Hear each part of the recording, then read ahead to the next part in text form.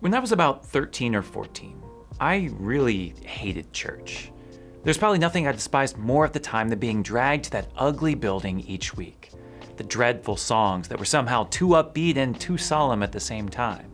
The priest who was so introverted and awkward that, I kid you not, he preached with his eyes closed. I used to sit there for an hour bored out of my mind. I once tried to calculate how many bricks made up the one wall. I'd get lost in my imagination, dreaming up what I wish I were doing or where I wanted to go. Church was not my thing growing up. And yet, what's so interesting about this time of my life is that I still had a pretty strong faith. While many teenagers find church useless and boring because they've begun to question God or rebel against the values of their parents, I was still pretty big on God. I prayed every night before bed. I read the Bible. I thought that God was very real and he was all around us, guiding and protecting us through this crazy life. I knew that the church didn't see me as a perfect kid, but I didn't do anything that bad, and I was sure that God would understand and forgive me for doing normal teenage boy things. For me, the issue wasn't with spirituality, it was with religion. It was with the rules, the rituals, the rigidity of it all, with weird old people that didn't get what it was like to be a teenager or how the real world actually was. Stand here, now kneel, wear this color, don't eat that food, pray this prayer 500 times. It's the second Wednesday after a full moon in an odd-numbered year, time to celebrate something you've never heard of. It was just too much. Why couldn't I just stay home, read my Bible, and be a good person? Why couldn't I just marvel at the beauty of a sunset and give thanks to God in my own way? Everything about religion seems so arbitrary, so man-made, so stuck in the past, and I didn't see the benefit of it. Without really knowing the term at the time, I guess you could say that I fit into the category of so many people today, those who identify as spiritual but not religious, who believe in God, who might even follow Jesus Christ and live the gospel, but don't really see the point of a church. Fast forward to today, and it's pretty obvious that I've had a bit of a change of heart. I not only love the church, I've literally taken extra vows to adopt a more strict way of life. The church's rules weren't enough, I decided I needed more. So what caused the change? How did I go from someone who was staunchly spiritual but not religious to someone who is now wholeheartedly spiritual and religious? The first thing that happened was that I began to realize that I had no idea what I was doing. It's one thing to believe in God and think that the Bible is something good to read. It's another to know who God is and how to read the Bible. I mean, where do you even start? Just because so many priests and parishioners had seemed out of touch when I was that age didn't mean that everyone actually was. By the time I was 16, I met other teenagers who knew so much more about God than I did. I met adults at my church who actually read the whole Bible and knew what it meant. For the first time, I felt like I could talk about my life, what I was thinking and feeling, what I was confused about, what I hoped for, and actually get answers. As I began to learn from these people, I also began to trust them and to look to them as family. There was something that we shared that was more than just a hobby or interest. We were people united by a common mission in God. How beautiful the liturgy became then when I said the words not just in the presence of other people, but with them. How I could look around to people whom I knew and loved, hearing our voices become one.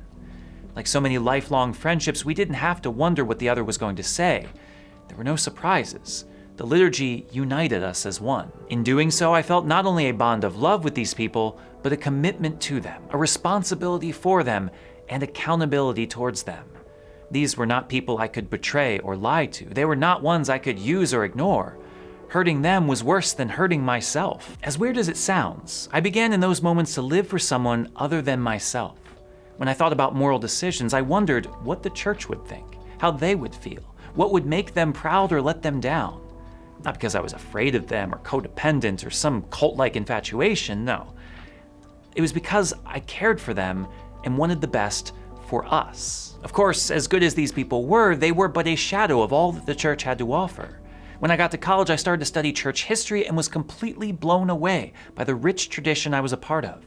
For centuries, there were men and women who had grappled with the same questions I had, explored matters of faith I had never even considered, and their wisdom was immense. When I thought about how long the church had existed, the literal millions of people that had lived for generations before me, the brilliant minds and faithful hearts that had formed the church into what I experienced it to be today, I was humbled. Who am I to think that I could just come along after all this time and have a better idea?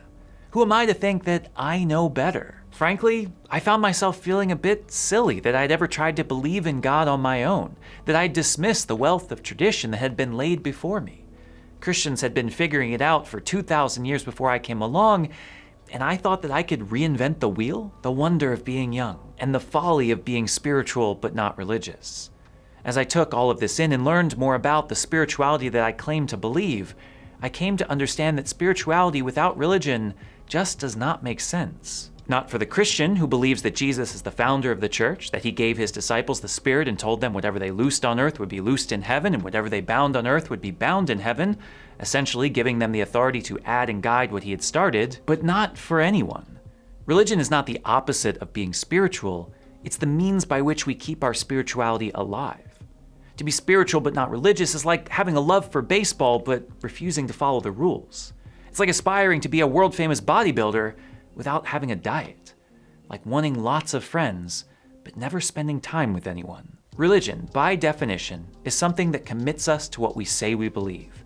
From the Latin religare, to bind, religion is something that holds us close to what matters, that keeps us on the straight and narrow, the bumpers in the bowling alley that keep us pointed to where we say we want to go. We all know that religions can be distorted, but that doesn't mean we abandon all rules and rituals for life. It doesn't mean we throw discipline out the door. To be spiritual without any rule of life, any ritual, any sense of rigidity that is resistant to the whims of impulse isn't really spiritual at all, because that is not the worship of anything outside of myself.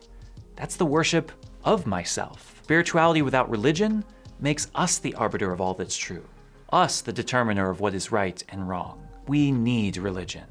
What I mean by this is that we need guidance and community, accountability and humility before another, to remember that God does not watch us aimlessly from afar, but is so intimately involved and concerned with our spirituality that he gave us an institution to keep us close to him. For me, it comes down to the sacrament, specifically the Eucharist. Could I go watch a sunrise and feel the presence of God? Could I sit in the privacy of my room and learn who God is?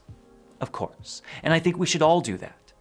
But it doesn't compare to the tangible, ordered, tried and true nature of communal worship. It doesn't compare to coming together with people that share the same beliefs and hopes as you, seeking the same mission, saying the words that are thousands of years old, celebrating a ritual that Jesus himself instituted. A ritual that is not just a remembrance of Jesus, but a representation of him that affects what it signifies, providing us with the body of Christ that makes us into the body of Christ. For me, there is no spirituality without that.